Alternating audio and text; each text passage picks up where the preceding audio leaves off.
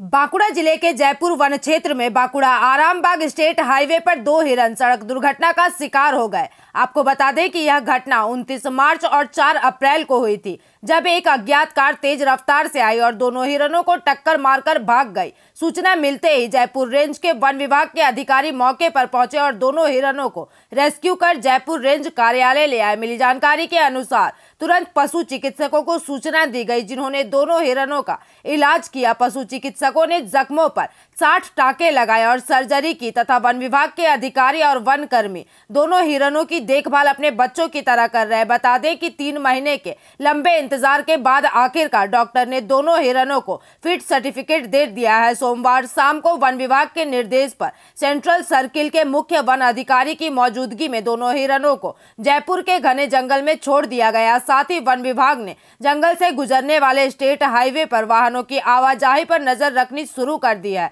ताकि वन्य जीवों की सुरक्षा सुनिश्चित की जा सके। वहीं मामले की सूचना थाने में दे दी गई है, ताकि वाहन जंगल से गुजरते समय धीमी गति से चले। आपको बता दें कि वन विभाग की इस पहल से वन्य जीवों की सुरक्षा सुनिश्चित करने में मदद मिलेगी। साथ ही यह भी सुनिश्चित किया जा सकेगा कि वन्य जीव अपने प्राकृतिक आवास में सुरक्षित रूप से रह सके।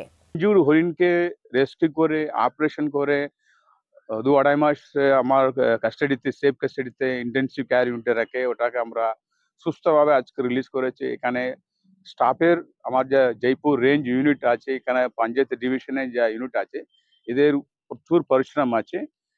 এই ছাড়া এখানে ডাক্তার যে ভেটেরিনারি ডাক্তার আছেন খুব ভালোভাবে উনি চেষ্টা করেছে, মানে পরিশ্রম দিয়েছে, সেজন্য আমরা করতে পারছি। এরকম কাজ আমরা অনেক আগে করে আজকে করছি। আমরা প্রত্যেক জায়গায় আছি, এরকম হাতি বলুন, হরিণ বলুন, শেয়াল বলুন, আমরা অনেকটা ট্রিটমেন্ট করে আমরা ছেড়েছি। আজকের দিনে সোশ্যাল মিডিয়া একটু ভালো রিচ আছে, মানুষের সঙ্গে আমাদের সঙ্গে রিচ থাকার জন্য এগুলি আমরা হাইলাইট করতে পারছি।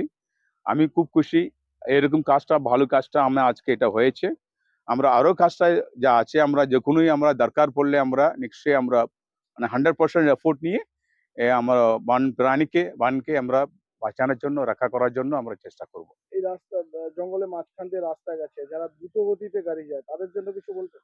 অনেক এখানে আমরা চিঠি লিখে আমার যে পিডব্লিউ কে আবার এসপি সাহেবকে লিখে ডিএম সাহেবকে লিখে অনেকটা স্পিড ব্রেকার রেখেছি। দেখবেন প্রত্যেকটা 200 মিটার মধ্যে আমরা এখানে স্পিড ব্রেকার আছে। জন্য কিছু বার্তা আছে অ্যাকচুয়ালি আমরা নজর রাখছি। আমার লোক আছে, পেট্রোলিং টিম তো আছে, রেগুলার পেট্রোলিং আছে, রাত্রে আমার পেট্রোলিং করে, দিনের সময় পেট্রোলিং আছে।